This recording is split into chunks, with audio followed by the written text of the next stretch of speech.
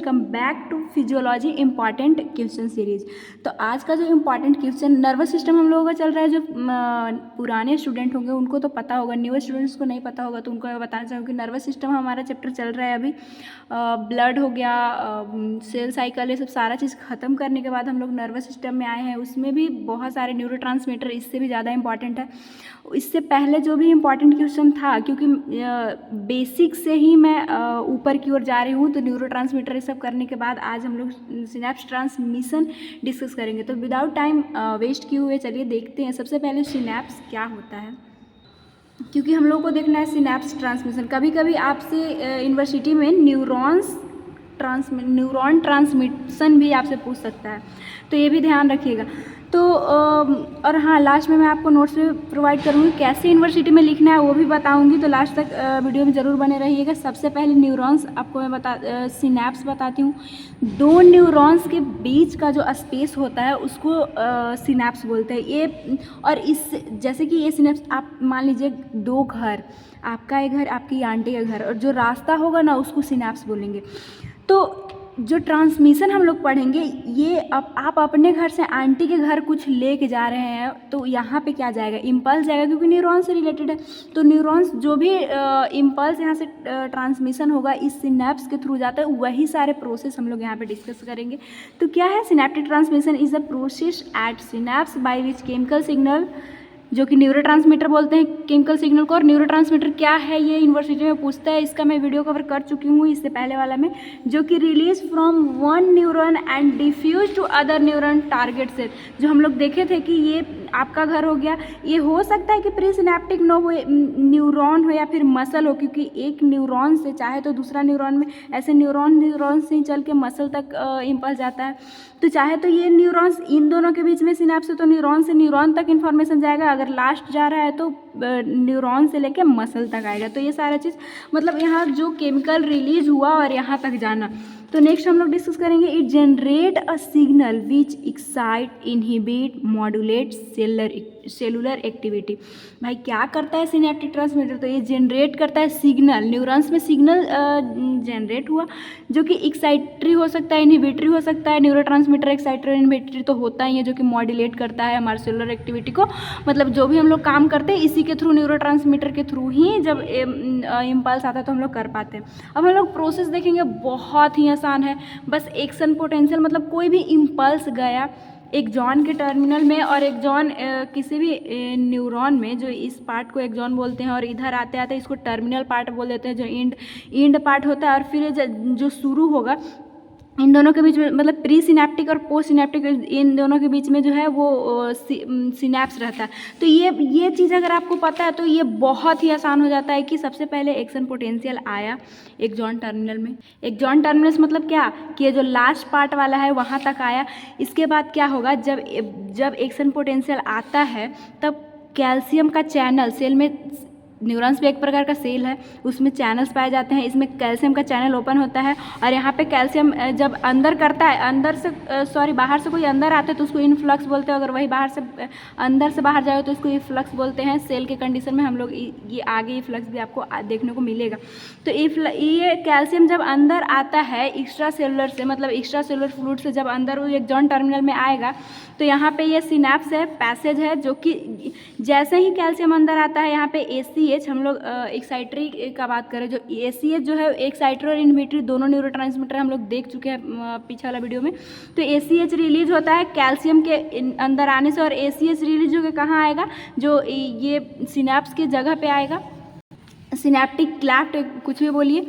Next क्या होगा, जब ये यहाँ न्यूरोट्रांसमीटर जब आ गया तो ये अंदर जाएगा, यहाँ पे पोस्ट सिनैप्टिक चैनल पे आएगा, तो फिर यहाँ से सोडियम अंदर आना स्टार्ट होता है।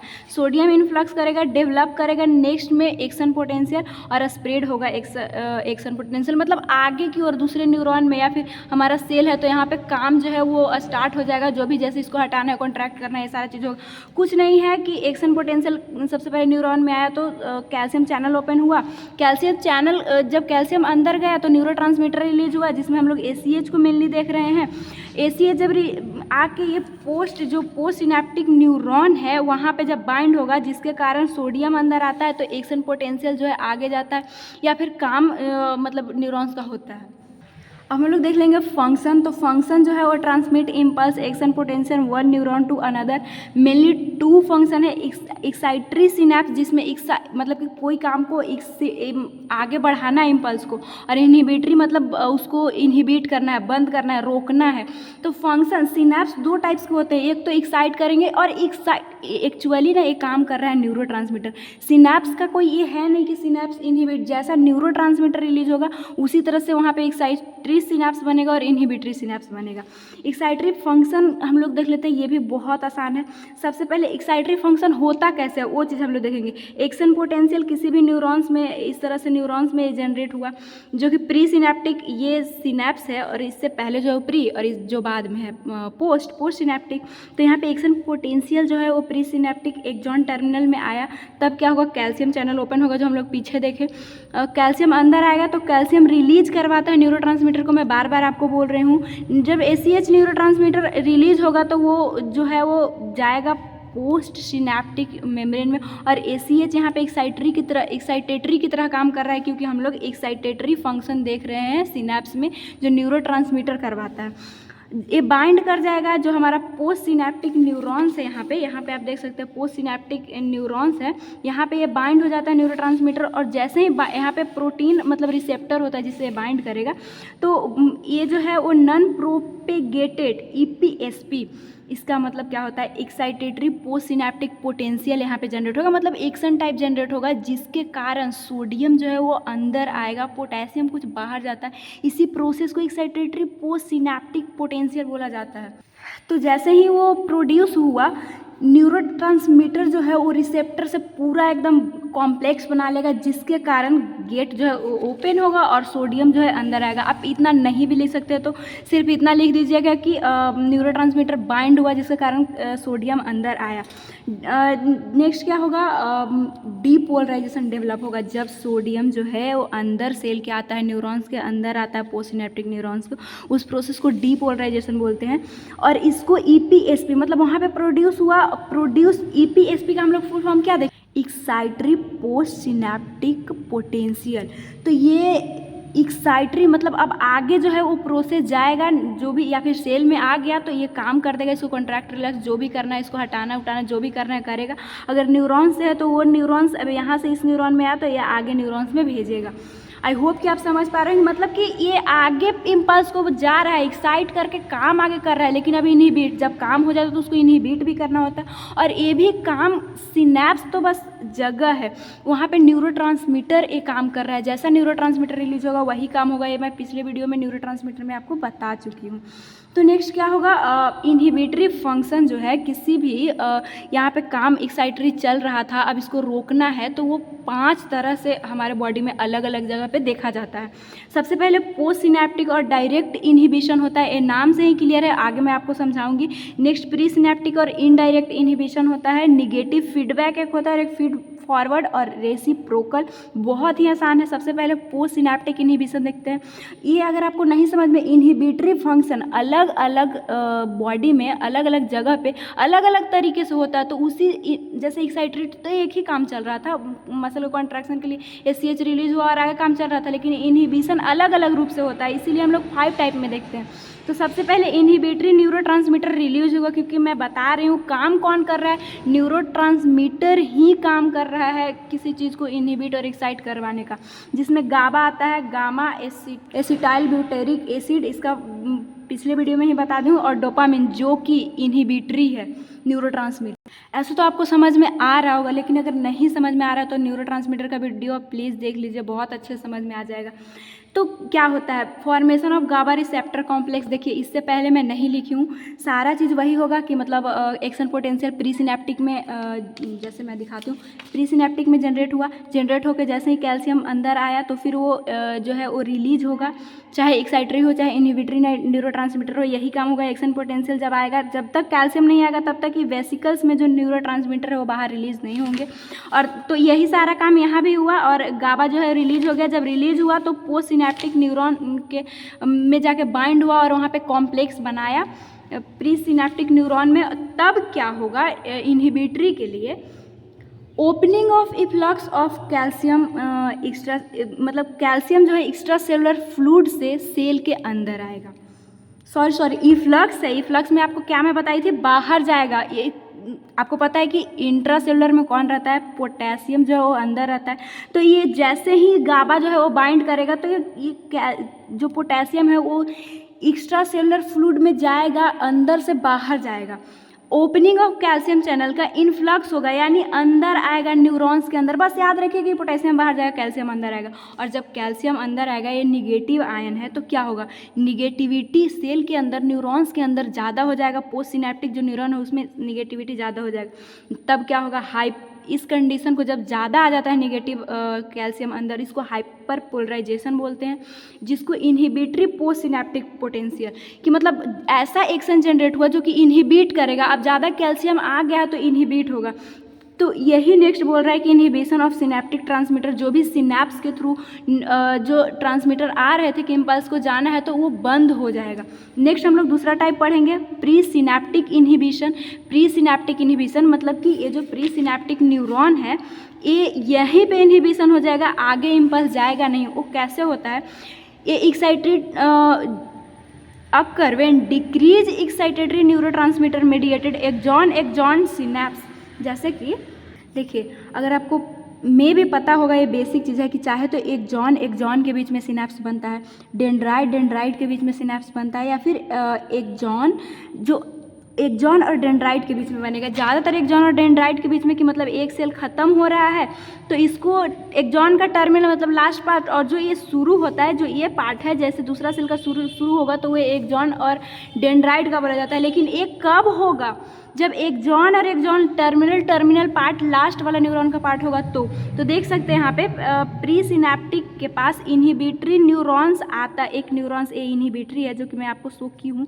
ये जब जैसे ही जुटता है ना, तो वो जो कैल्शियम आ रहा था और न्यूरोट्रांसमीटर को रिलीज करवा रहा था, वो कैल्शियम को ही नहीं आने देगा, तो न्यूरोट्रांसमीटर रिलीज होंगे ही नहीं, जिसके कारण इनहिबिशन हो जाएगा। यहाँ पे क्यों कोई न्यूरोट्रांसमीटर इनहिबिटरी न्यूरोट्रांसमीटर काम नहीं किया, यहाँ पे कौन काम किया है, एक इनहिबिटरी न्यूरॉन है जिसको प्री सिनेप्टिक बोला जाता है। और ये प्री सिनेप्टिक जो न्यूरॉन है वाला, उससे आके बाइंड किया, जिससे कैल्शियम को नहीं आने दिया। बहुत ही आसान है। नेक्स्ट क्या है हमारा थर्ड, जो कि इनहिबिटरी होगा। ये स्पाइनल कॉर्ड में ज़्यादातर देखा जाता है। निगेटिव फीडबैक इनहिबिशन इसको बोलते हैं। निगेटिव फीडबैक का मतलब क्या होता है, नेगेटिव और पॉजिटिव फीडबैक आप बहुत बार पढ़े होंगे। पॉजिटिव फीडबैक का मतलब होता है कि कोई चीज़ रिलीज करवाया, उसको देख के और भी सारी चीज़ें रिलीज होती है। ये ज़्यादातर जो ऑक्सीटोसिन रिलीज होता है उस कंडीशन में, बहुत सारे 4-5 उसका एग्जाम्पल, लेकिन इस वीडियो में मैं डिस्कस नहीं कर पाऊंगी। लेकिन इनहिबिटरी का मतलब निगेटिव फीडबैक का मतलब क्या होता है, निगेटिव फीडबैक मैकेनिज्म का, कि कोई चीज़ जब रिलीज हो गया ना, तो इसको अब बोला जाए कि अब तुम बंद करो। ये सारा चीज़ होगा। एक तो है कि वो रिलीज हुआ तो और रिलीज करवाएगा, और एक रिलीज हो गया तो अब वो बंद करवाएगा, उसको निगेटिव फीडबैक बोलते हैं। तो ये क्या होता है, एक रैनसॉ सेल होता है हमारे स्पाइनल कोड में। यहाँ पे मैं आपको दिखाऊंगी, जो कि interior grey horn of spinal cord में जो इस तरह से ग्रे हॉर्न है, यहाँ पे इसको बोलेंगे इस interior grey horn spinal cord rich effector organ muscle, जो कि इम्पल्स लेके जा रहा था आगे की ओर। तो एक कोलेटरल फाइबर इसे टर्मिनेट होता है, जो कि ऑन रैनसो सेल, जो कि मतलब ये स्पाइनल कोड का ग्रे हॉर्न है। इस न्यूरॉन से तो काम करवाने के लिए मसल तक इम्पल्स जा रहा है, और एक इससे कोलेटरल निकल जाता है जो कि रैनसो सेल तक जाता है, जो send inhibitory impulse alpha motor neurons. इस सेल के पास अल्फा मोटर न्यूरॉन्स पाया जाता है, जो कि इसके पास आके सेंड इनहिबिटरी इम्पल्स सेंड करता है, और इसी प्रोसेस को निगेटिव फीडबैक मैकेनिज्म करते हैं। मतलब कि जब कोई इम्पल्स जा रहा है, काम हो गया, तो उसको इनहिबिट भी करना है। तो इस स्पाइनल कोड के पास एक रैनसो सेल है, वो जो है वो अपने अल्फा मोटर फाइबर को भेज कर इस प्रोसेस को इनहिबिट करेगा। तो इनहिबिशन का प्रोसेस हो गया, जो कि स्पाइनल कोड में होता है। मे भी आपको समझ में आ गया होगा। फीडबैक फॉरवर्ड इनहिबिशन क्या होता है? फीड फॉरवर्ड मतलब आगे चलाकर इनहिबिट करना। अक्सर सेरेबेलम में होता है, कंट्रोल करता है न्यूरल एक्टिविटी को, कि ज़्यादा न्यूरल एक्टिविटी ना हो जाए, सेरेबेलम को रोकना है तो वहाँ पे इनहिबिशन भी होना ज़रूरी है, नहीं तो बहुत एक्साइटेटरी कंडीशन भी ठीक नहीं है। जिसमें सेटेलाइट सेल, बास्केट सेल और पुरकिंजे सेल जो होता है वो इनहिबिट करता है इस प्रोसेस को, गाबा को रिलीज करके। पुरकिंजे जो है वो ये गाबा को रिलीज करता है जो कि इनहिबिटरी न्यूरोट्रांसमीटर है, और ये सारा सेल्स मिलकर इसको रिलीज करके और इनहिबिट करने का काम करते हैं किसी भी इम्पल्स को सेरेबेलम। नेक्स्ट और हमारा लास्ट है रेसिप्रोकल इनहिबिशन। बहुत ही आसान है। रेसिप्रोकल का मतलब ही होता है अपोजिट, इनहिबिशन एंटागोनिस्ट, मतलब कि इसका एग्जांपल जैसे मैं आपको दूंगी समझ में आ जाएगा। हमारा हैंड का आर्म जो है, इस इधर बाइसेप्स मसल होता है, इधर ट्राइसेप्स मसल होता है। जब किसी चीज़ को हम उठाते हैं तो हमारा बाइसेप्स जो है वो कॉन्ट्रैक्ट करेगा, और जब उठाते हैं तो और इधर रिलैक्स होगा, और जब छोड़ते हैं तो ये रिलैक्स होगा और एक कॉन्ट्रैक्ट होगा।